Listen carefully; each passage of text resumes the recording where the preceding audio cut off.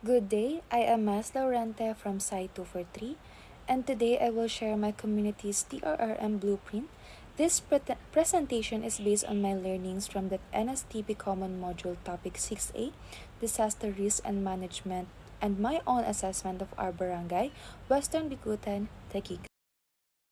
The goal of this presentation is simple: to understand the risks we face, identify our vulnerabilities, and propose practical strategies that can make our community safer and more resilient. So, from the video, I learned about some important concepts in DRRM. A disaster is a serious disruption that causes loss of life, property, and livelihood. A hazard is a dangerous event or condition that can cause harm, like earthquakes, floods, or typhoons. Exposure means to the people, property, and system located in hazard-prone areas, while vulnerability means the weaknesses that make a community more likely to be harmed, like fragile housing, poor drainage, or lack of emergency plans. So, the four pillars of the RRM guide how we manage disaster. Number one is prevention and mitigation, taking action to avoid or reduce disaster risks before they happen. Second is preparedness, planning and training so we're ready when disasters strike. Response, the third one, the actions we take during and immediately after a disaster. And last is rehabilitation and recovery, restoring normal life and making improvements after the crisis.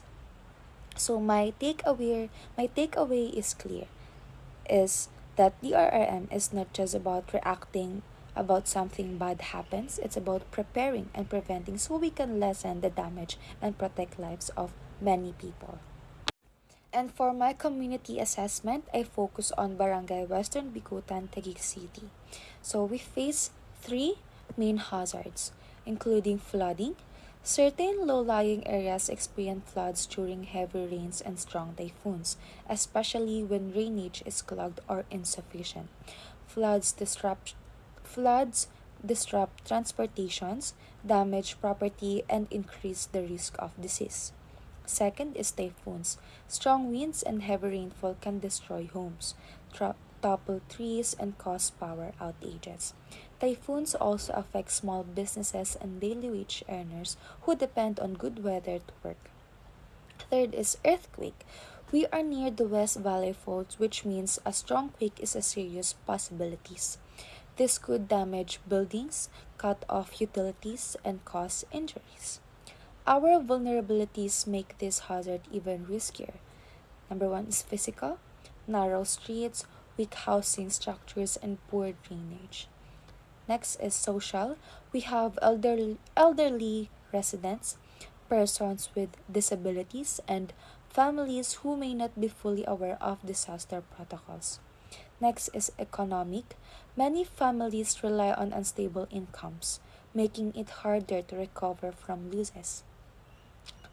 Last is approximately. Some waterways are clogged with waste, making flooding worse. When we look at this picture, one thing is clear. Western Bikutan needs strong preventive measures, better infrastructure, and active participation from everyone in the community. Based on our hazards and vulnerabilities, there are two strategies I believe will have the biggest impact. So, strategy one is prevention and mitigation. Upgrade and maintain our drainage systems, making sure they can handle heavy rains.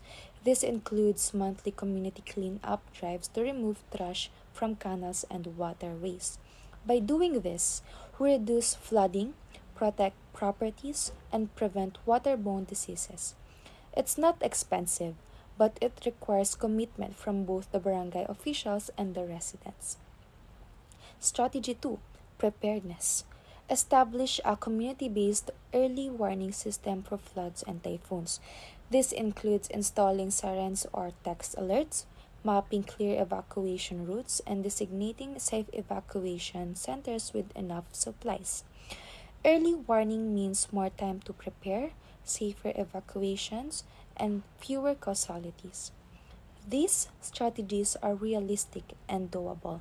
They align with the DRRM pillars, and most importantly, they rely on the cooperation of everyone in Western Bicota.